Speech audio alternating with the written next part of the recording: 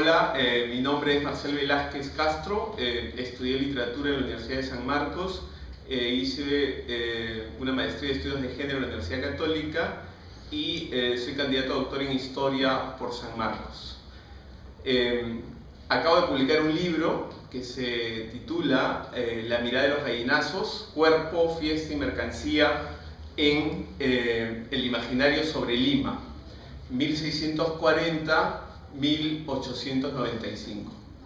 Este libro es un conjunto de ensayos de historia cultural que buscan, a través de la imagen del gallinazo, porque lo que he querido yo es recuperar el poder simbólico del gallinazo, ¿no? El gallinazo, como seguramente conocen, es un ave emblemática de la ciudad de Lima, y he querido recuperar no solamente esa mirada persistente de este animal alado sobre la ciudad, sino también el valor de su capacidad de mirar desde lo alto y de penetrar en lo más profundo de los cuerpos materiales. El gallinazo se alimenta de lo que la ciudad desecha.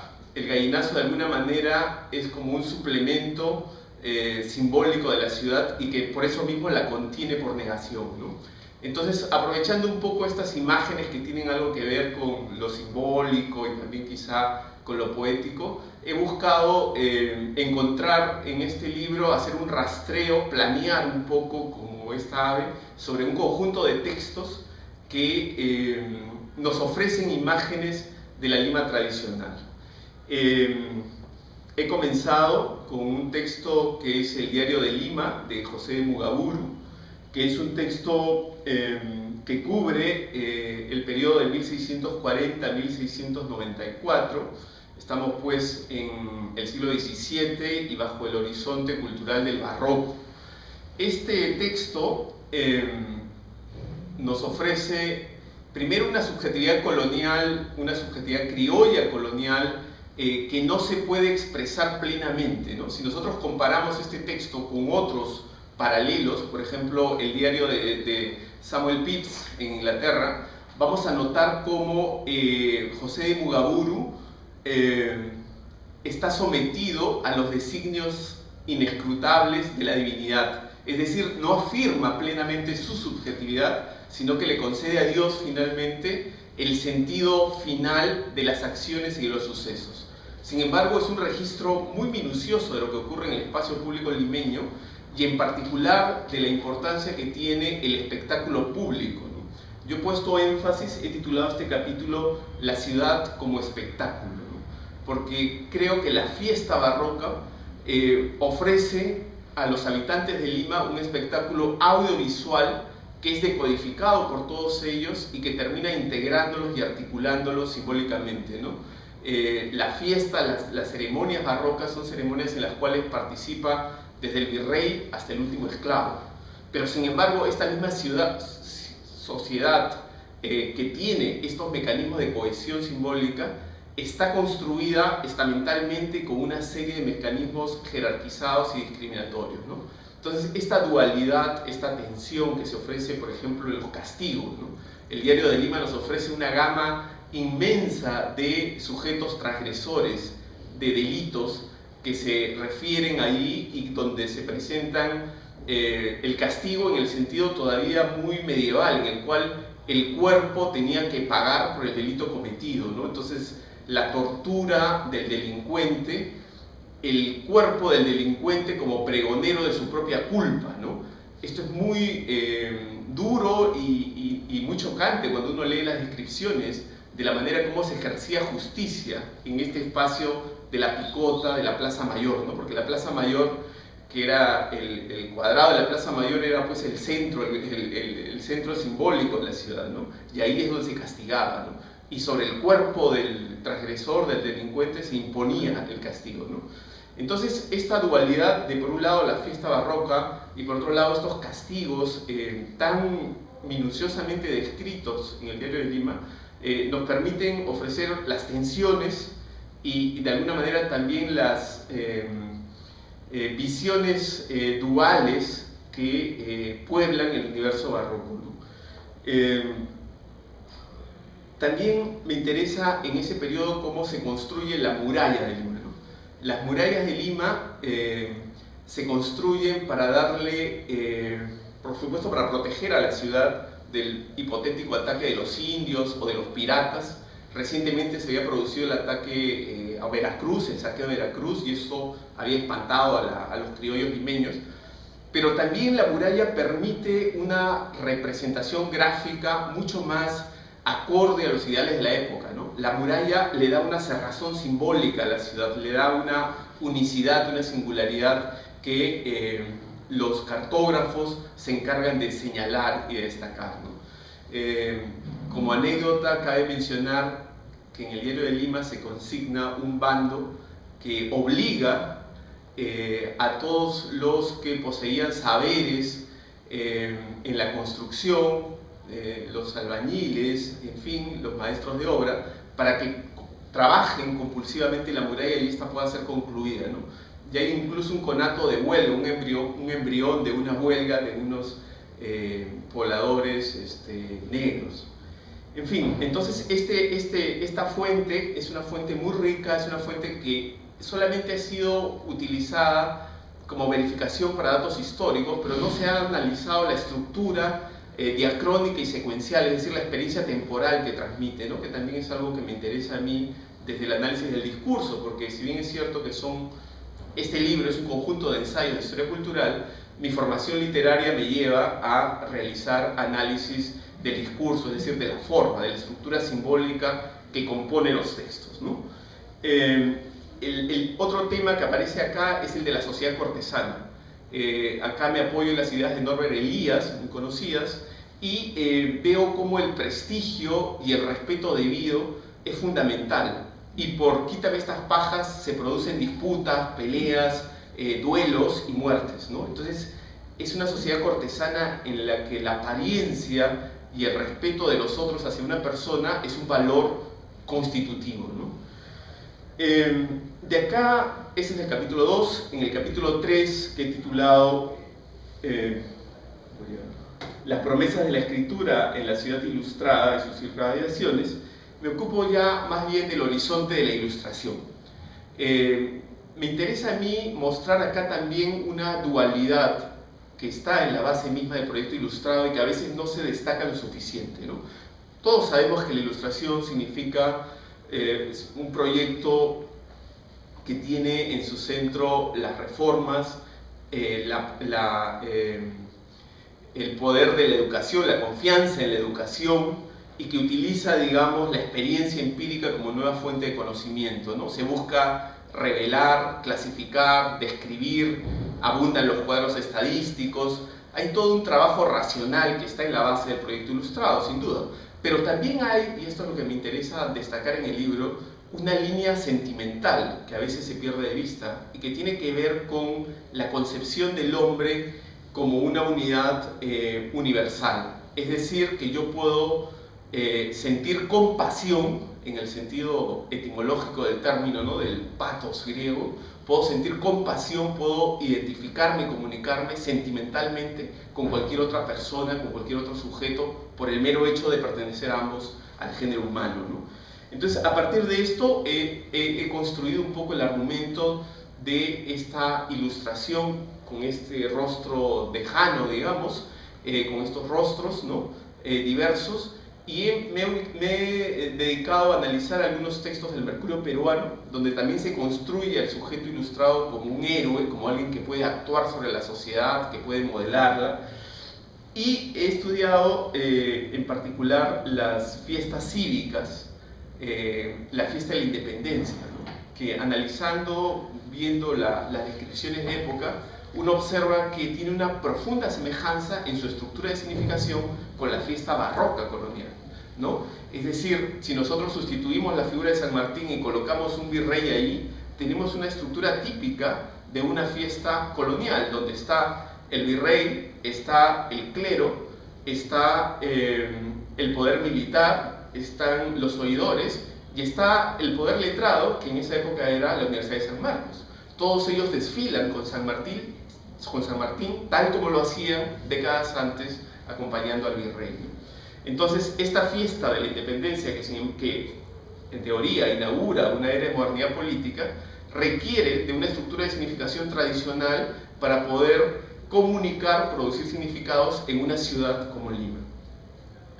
Las fiestas de Bolívar, ¿no?, que son realmente documentos imperdibles, ¿no?, porque están llenos de entusiasmo, este entusiasmo febril que generaba la figura de Bolívar, y además están programadas como un conjunto de actividades en las cuales se mezclan los cantos, las corridas de toros, las salvas de artillería, los discursos. Incluso cuando Bolívar no estaba presente, se colocaba el retrato de Bolívar en una silla y la gente hacía el brindis a esa imagen de libertador, ¿no? Entonces, esto nos prueba, pues, el poder de los ritos cortesanos en la ciudad de Lima y la pervivencia, digamos, de estas estructuras de significación del mundo barroco, ¿no?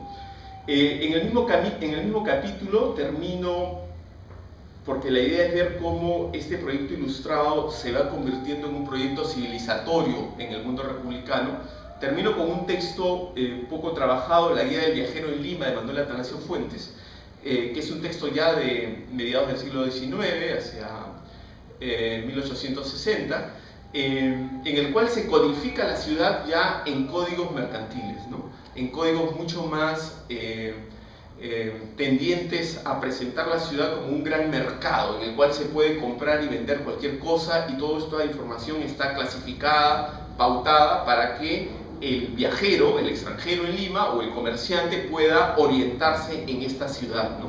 Sin embargo, ahí nosotros notamos cómo hay un rezago a ojos de Fuentes, ¿no?, un rezago del mundo popular y tradicional que no puede ser contenido, que no puede ser absorbido por ese mundo moderno. Y Fuentes constantemente parece decirnos que los procesos de modernización están más avanzados que la conciencia moderna de los habitantes de Lima, ¿no?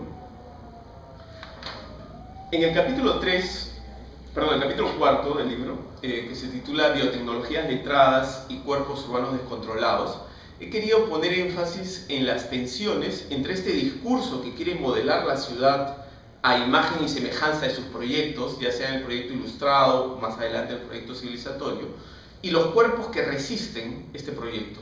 Esos cuerpos anómalos, esos cuerpos que disienten del poder abiertamente, ¿no?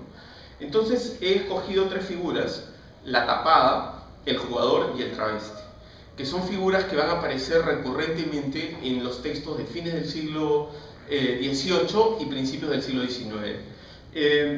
Voy a comentar brevemente dos cosas sobre la tapada, ¿no? Es curioso que esta figura de la tapada, que para muchos es el emblema típico de la ciudad de Lima, ¿no? Lima es siempre una ciudad femenina, ¿no? Tiene esta imagen de la mujer, ¿no? Es una imagen perdurable a lo largo de casi todo el periodo colonial y hasta 1850.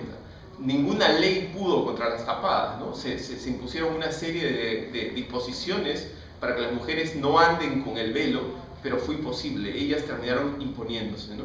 Y es curioso que sea necesaria esta despersonalización de la mujer para afirmar su subjetividad, porque justamente con el velo las mujeres podían pasear por la ciudad, podían conversar abiertamente o podían coquetear con quien quisieran, ¿no? Y la tapada también está asociada a una lógica mercantil, ¿no? La tapada es una mujer que busca ser invitada, que busca entrar en la fiesta del consumo. Por otro lado, el travesti, que aparece ya en el Mercurio peruano como, con el nombre de Maricones, ¿no? Se dice así, Carta sobre los maricones de Lima. Es una figura que está siempre asociada al mundo afrolimeño, por lo menos en este periodo. ¿Por qué? Sabemos nosotros que por las políticas de la sexualidad y la esclavitud, el rango de sexualidad del varón esclavo se veía muy restringido, y por eso los estereotipos de negro violador y negro maricón no son sino más que dos formas de articulación de esta subjetividad conflictiva en el ámbito sexual, ¿no? Y muchos textos, los del Mercurio peruano, pero también otros que aluden a los maricones en Lima, a los travestis en Lima, van a correlacionar etnicidad y sexualidad, ¿no?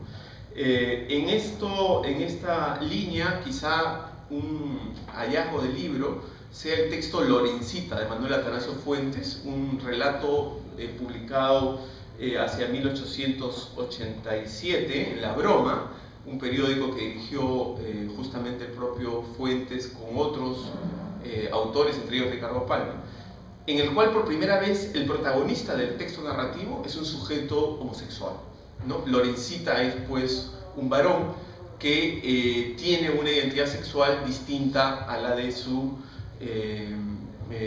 identidad biológica sexual, ¿no?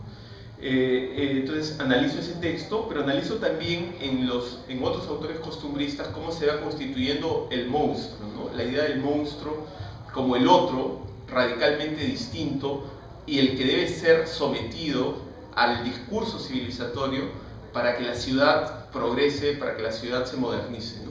Entonces, por ejemplo, en el Paseo de Amancaes vemos esto con claridad, como a ojos de pardo, ese paseo es una fiesta que permite el contacto entre clases sociales diferentes, y eso no es posible, ¿no? Entonces tiene que construirse una distinción burguesa para separar a esos sectores populares que además tienen una marca afrolimeña muy fuerte, que pueden poner en peligro el proyecto civilizatorio en el que están embarcados estos autores. Hay un aspecto muy interesante de cómo el pueblo se va convirtiendo en el público a ojos de los letrados, ¿no? Cómo se van fusionando estos dos significantes. Y que revela ya una modernidad, porque finalmente la constitución del público aparece en los textos costumbristas como una preocupación. Tanto Pardo como Segura, como Rojas y Cañas quieren tener un público lector y quieren que este público lector sea lo suficientemente competente para comprender plenamente sus textos, ¿no? Bueno, en el siguiente capítulo me ocupo de la novela. Yo he reflexionado e investigado mi tesis de maestría sobre la novela de folletín. Tengo varios artículos publicados sobre este asunto, pero creo que en este capítulo he logrado redondear de manera sintética mis argumentos sobre el tema, ¿no?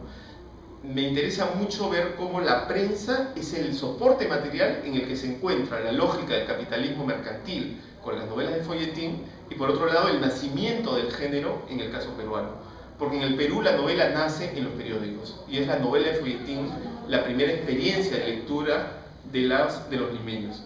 Y la novela de folletín va a ampliar el rango de la cultura de lo impreso, va a democratizar la experiencia de la lectura y va a ofrecer por primera vez una enciclopedia de sensibilidades a los lectores. Todo esto contribuye con la modernización, pero sin embargo los mundos representados de estas novelas son mundos tradicionales, son mundos premodernos, ¿no? Entonces nuevamente aparece esta tensión que yo vengo señalando, digamos, en distintos textos entre, en este caso, la experiencia de modernización que desarrolla la novela de folletín y la experiencia de antimodernidad de sus mundos representados, para decirlo así. Trabajo acá una novela, Lima de aquí a 100 años, que es la primera novela publicada en el Perú por autor peruano, de Julián M. del Portillo, que era un masón liberal, que se imagina cómo sería Lima en 1940, ¿no? Él lo escribe el texto en 1843 y se imagina la Lima 100 años después. Y tenemos ahí, por un lado, esta voluntad utópica de imaginar el futuro, pero también vemos las limitaciones de esa imaginación urbanística, ¿no?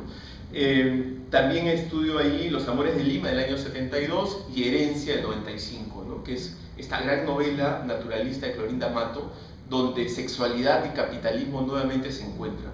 En Herencia hay imágenes muy potentes, muy significativas, de una ciudad convertida en un gran almacén, donde finalmente los cuerpos son mercancías que circulan y que pueden ser adquiridas, y que lo que vale de la persona es aquello que puede consumir. Incluso el cuerpo femenino ya no interesa en tanto fuente de placer, sino en tanto capacidad de exhibir y de deleitar a través de los productos que puede adquirir, ¿no? Hay una escena, digamos, en el primer capítulo que es sumamente reveladora de este encuentro entre el capitalismo, las políticas de la sexualidad y la novela naturalista, ¿no?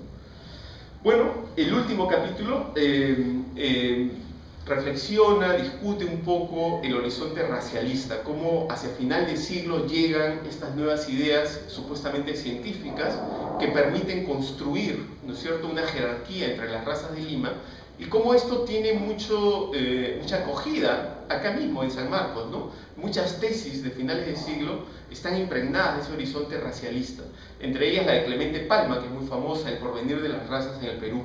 Me ocupo de eso, pero me ocupo también de muchos textos costumbristas de Federico Helguera, de Manuel Moncloa y Covarrubias, donde el tema de las razas está en el centro del debate, ¿no?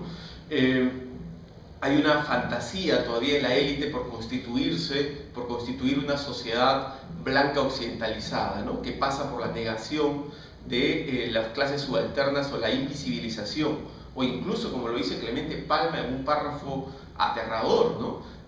No somos capaces, dice, de bombardear a cañonazos a la población indígena, como lo hubiesen hecho en Estados Unidos, ¿no?, porque somos demasiado filantrópicos, dice, algo así. Entonces había ese deseo, esa voluntad, esa fantasía, ¿no?, de borrar ese mundo indígena, y no solamente el indígena, sino también el mundo popular negro, ¿no?, lo afrolimeño, ¿no?, que se veía como una fuente siempre amenazante. Acá también los avisos comerciales son una fuente, creo, privilegiada, ¿no?